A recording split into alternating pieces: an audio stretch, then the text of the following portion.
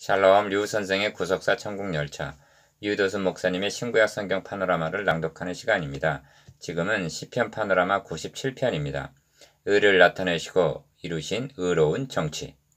요절은 1절 여호와께서 통치하시나니 땅은 즐거워하며 허다한 섬은 기뻐할지어다. 97편의 중심점도 여호와께서 통치하신다는 데 있습니다. 1절 이는 성경 전체의 주제이기도 합니다. 93편의 통치는 큰 물이 소리를 높였고 한 3절 적대 세력에 초점이 맞춰져 있고 96편의 통치는 그 구원의 날마다 선포할지어다 하는 2절 구원의 초점이 맞춰져 있는 반면 97편의 통치는 조각신상을 섬기며 험한 것으로 자긍하는 자는 다 수치를 당할 것이라 하고 7절 심판의 강조점이 맞춰져 있는 것이 다른 점입니다. 그러므로 97편에는 조각신상을 섬기는 자와 7절, 여호와를 사랑하는 자 10절, 악인과 10절, 의인, 11절, 대조가 나타나 있습니다. 열쇠는 의인을 위하여 빛을 뿌리고 마음이 정직한 자를 위하여 기쁨을 뿌렸도다 하는 11절, 빛과 기쁨을 무엇으로 보느냐에 있습니다. 첫째 단은 1절에서 6절, 하늘이 그 의를 선포함. 둘째 단은 7절에서 9절 우상 숭배자의 허무와 심판. 셋째 단은 10절에서 12절 의인이 받아 누리게 될 축복. 첫째 단은 1절에서 6절 하늘이 그 의를 선포함. 첫째 단원의 중심점은 하늘이 그 의를 선포하니에 있습니다. 6절 1. 여호와께서 통치하시나니 땅은 즐거워하며 허다한 섬은 기뻐할지어다. 1절 기어 구름과 흑암이 그에게 둘렸고 의와 공평이 그 보좌의 기초로다 합니다. 2절 89편 14절에서도 의와 공의가 주의 보좌의 기초라 합니다. 의와 공평이 그 보좌의 기초라는 말은 하나님의 통치 원리를 가리키는데 이것은 메시아 왕국의 통치 원리이기도 합니다. 이사야 선지자는 한아기가 우리에게 낳는데 다윗이 위에 앉아서 그 나라를 굳게 세우고 자금 이후 영원토록 공평과 정의로 그것을 보존하실 것이라 하고 예언합니다. 이사야서 9장 6절 7절 니은 3절에서 5절은 통치하시기 위해서 임하시는 하나님의 현현에 대한 묘사인데 불이 그 앞에서 발하여 사면의 대적을 사르는도다 하는 말씀은 3절 이제 하늘과 땅은 그 동일한 말씀으로 불사르기 위하여 간수한 바 되어 경건치 아니한 사람들의 심판과 멸망의 날까지 보존하여 두신 것이니라와 상통하고 베드로후서 3장 7절 그의 번개가 세계를 미치니 땅이 보고 떨었도다 하는 4절 말씀은 번개가 동편에서 나서 서편까지 번쩍임 같이 인자 임함도 그러하리라 하신 마태복음 24장 27절의 말씀을 연상케 하고 산들이 여호와의 앞 곧 온 땅의 주 앞에서 밀같이 녹았도다 한 말씀은 5절 그 날에는 하늘이 큰 소리로 떠나가고 체질이 뜨거운 불에 풀어지고 땅과 그 중에 있는 모든 일이 드러나리로다 한 베드로후서 3장 10절 말씀과 상통합니다.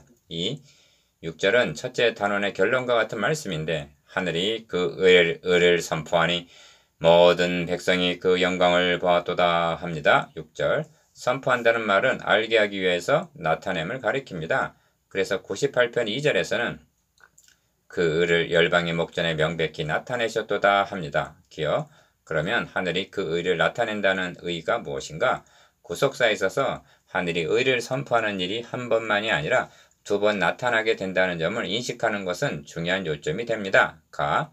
첫 번째는 하나님께서 자기 아들을 대속제물로 십자가에 세우신 것은 하늘이 그 의를 선포한 사건이었던 것입니다. 곧 이때 자기의 의로움을 나타내사 자기도 의로우시며 또한 예수 믿는 자를 의롭다 하려 하심이니라 하고 말씀합니다. 로마서 3장 26절 두 번째는 그리스도의 재림 때 나타나게 될 의인데 이는 공의로 심판하시게 될 것을 가리킵니다. 우리가 명심해야 할 점은 하나님께서는 만민에게 심판의 공의를 나타내시기 전에 먼저 우리를 대신하여 자기 아들에게 의를 나타내셨다는 점입니다. 구약시대란 저들의 죄에 대해서 길이 참으신 기간이었다는 것입니다. 즉 하늘이 그 의를 나타내지 않은 시대였다는 말씀입니다. 6절 만일 하나님의 의를 나타내셨다면 홍수 심판이나 소돔 고모라 때처럼 멸절이 되고 말았을 것입니다. 길이 참고 계시던 하나님께서 곧 이때 즉 자기 아들을 화목제물로 세우셨을 때 하늘이 그 의를 나타내셔서 인류가 범한 모든 죄에 대한 진노를 그에게 부으셨던 것입니다. 그리하여 하나님께서 우리를 구원하심은 하늘이 그 의를 선포하고 이루신 정정당당한 의로우신 행사였던 것입니다. 니은 두 번째 나타내심은 하늘이 그 공의를 선포하리니 하나님 그는 심판장이심이로다 한 심판의 날입니다. 50편 6절 최후 심판의 날은 하늘이 그 의를 선포하는 날인 것입니다. 때에 사람의 말이 진실로 의인에게 갚음이 있고 진실로 땅에서 판단하시는 하나님이 계시다 하게 되는 것입니다. 58편 11절 계시록에서는 일곱 대전 심판을 말씀하면서 주여 누가 주의 이름을 두려워하지 아니하며 영화롭게 하지 아니하오리까 오직 주만 거룩하시나이다. 주의 의로우신 일이 나타나셨음에 만국이 와서 주께 경배하리이다 합니다. 계시록 15장 4절 만일 하나님의 의를 우리에게 한 번만 나타내셨다고 가정을 하면 어떻게 되겠는가? 멸망입니다. 구원을 얻을 수 있는 자는 한 사람도 없게 되는 것입니다. 그리하여 그리스도께서는 두 번 나타나시게 되는데 심판주로 오시기 전에 먼저 대성물이 되시기 위해서 오셨습니다. 하나님은 최후 심판을 시행하시기 전에 먼저 구원의 길을 열어주셨습니다.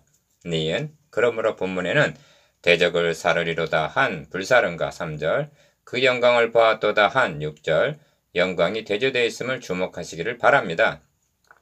어찌하여 불사름을 당하게 되는가? 선포하신 의의를 받아들이지 않고 배척했기 때문입니다. 이 점이 다음 단원에서는 우상 숭배로 나타납니다. 이것이 하늘이 그 의의를 선포함입니다. 둘째 단원 7절에서 9절 우상 숭배자의 허무와 심판 둘째 단원의 중심점은 조각 신상을 섬기며 즉 우상을 숭배한다는 데서 구할 수가 있습니다. 구속사라는 맥락에서 우상 숭배가 어떤 의미가 있는가? 3. 조각 신상을 섬기며 험한 것으로 자긍하는 자는 합니다. 7절 상반절 기억 조각 신상이라 표현함이 무심한 것이 아닙니다. 저희 우상은 은과 금이요 사람의 수공물이라 입이 있어도 말하지 못하며 눈이 있어도 보지 못하며 귀가 있어도 듣지 못하며 코가 있어도 맞지 못하며 손이 있어도 만지지 못하며 목구멍으로 소리도 못하느니라. 115편 4절에서 7절 이것이 조각신상인데 하나님의 형상대로 지음을 받은 자들이 그 앞에 절을 하며 섬긴다는 것이 얼마나 허무한 것인가를 드러내기 위해서입니다. 니은 그래서 다 수치를 당할 것이라 너희 신들아 여호와께 경배할지어다 하는 것입니다. 7절 하반절 최후적이고 최종적인 수치는 멸망입니다. 땅의 티끌 가운데서 자는 자 중에 많이 깨어 영생을 얻는 자도 있겠고 수욕을 받아서 무궁히 부끄러움을 입을 자도 있을 것이며 합니다. 다니엘서 12장 2절 그러면 조각신성을 섬기는 자들이 누구들인가? 이방인들만이 아닙니다. 예루살렘이 멸망당한 결정적인 죄가 우상숭배의 죄였던 것입니다. 그러면 우상숭배의 죄가 어찌하여 그토록 치명적인가? 메시아 언약을 배신하는 죄이기 때문입니다. 하나님께서는 아브라함과 다윗의 손으로 그리스도를 보내셔서 천하 만민으로 복을 받게 하시려는 구속사역을 이루어 나가시는데 저들은 이방에 섬기는 우상을 통해서 열강들처럼 복을 받으려 했던 것입니다. 메시아 언약을 우상으로 바꿔치겠다는 말씀입니다. 그래서 로마서에서는 썩어지지 아니하는 하나님의 영광을 썩어질 사람과 금수와 버러지 형상의 우상으로 바꾸었느니라 하는 것입니다. 로마서 1장 23절 명심하십시다. 윤리적인 죄 때문이 아니라 신학적인 죄, 즉 복음을 배척한 죄로 말미암아 멸망을 당했다는 사실을 그러므로 복음을 옆으로 밀어놓고 있는 현대교회도 우상 숭배에서 결코 자유로울 수가 없는 것입니다. 골로새서 3장 5절에서 그러므로 땅에 있는 지체를 죽이라. 곧 음란과 부정과 사욕과 악한 정욕과 탐심이니 탐심은 우상 숭배니라 하고 말씀함을 음매보시기를 바랍니다. 4. 주님의 재림의 날은 구원의 날인가 동시에 심판의 날이기도 합니다. 그래서 여호와여 주의 판단을 시온이 듣고 기뻐하며 유다의 딸들이 인하여 즐거워하였나이다 하는 것입니다. 8절 기억 9절은 둘째 단원의 결론이랄 수가 있는데 여호와여 주는 온 땅 위에 지존하시고 모든 신 위에 초월하시나이다 합니다. 지존하시다와 모든 신이 대조가 되어 있습니다. 이는 다른 신을 인정하는 말이 아니라 모든 신을 섬기는 자들을 향하여 다른 이로서는 구원 얻을 수 없나니 천하인간의 구원을 얻을 만한 다른 이름을 우리에게 주신 일이 없다 하고 사도행전 4장 12절 말하는 그런 뜻입니다. 이것이 우상 숭배자의 허무와 심판입니다. 셋째 단원 10절에서 12절 의인이 받아 누리게 될 축복. 셋째 단원의 중심점은 악인 10절과 의인 11절의 대조에서 구할 수가 있습니다. 악인 즉 불신자에 대해서는 둘째 단원에서 말씀했고 마지막 단원에서는 의인들이 받아 누리게 될 축복에 초점을 맞추고 있습니다. 5.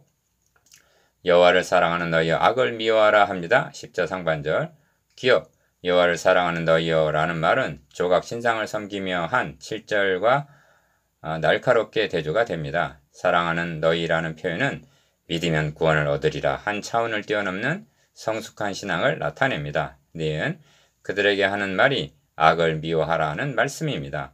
이 말씀을 교훈적으로만 여겨서는 아니 됩니다. 왜냐하면 미워함이라는 주제를 더듬어 올라가면 그 근원을 내가 너로 여자의 원수가 되게 하고 내가 너로 여자와 원수가 되게 하고 하신 창세기 3장 15절의 선언을 만나게 되기 때문입니다. 다윗은 여호와여 내가 주를 미워하는 자를 미워하지 아니하오며 주를 치러 일어나는 자를 하나지 아니하나이까 내가 저희를 심히 미워하니 저희는 나의 원수니이다.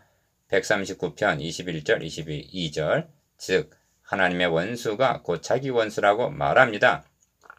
오늘날 교회가 이처럼 무기력하게 된 원인은 악을 미워하는 즉 사탄에 대한 적개심을 잃어버렸기 때문이라 해도 과언이 아닙니다.